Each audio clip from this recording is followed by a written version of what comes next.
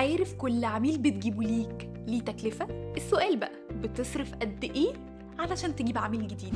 تكلفة اكتساب العميل أو CAC هي الفلوس اللي بتصرفها علشان تجيب عميل جديد، وهي حسبتها بسيطة. إجمالي تكلفة التسويق والمبيعات على عدد العملاء الجدد.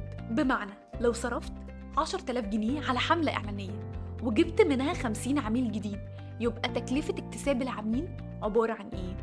10,000 جنيه على 50، يعني صرفت 200 جنيه لكل عميل. ولو ما فهمتش اللي فات تعال أقول لك مثال تاني.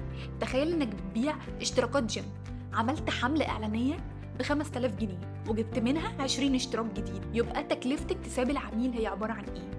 5000 على 20، يعني بتدفع 250 جنيه لكل عميل. طب إيه أهمية ده؟ معرفة تكلفة اكتساب العميل بتساعدك تحدد إذا كانت استراتيجيتك التسويقية فعالة ولا محتاجة تتعدل. ولو حسيت إنك استفدت ما توقفش الاستفادة عندك، واعمل لايك وشير وسبسكرايب علشان يوصلكوا كل جديد.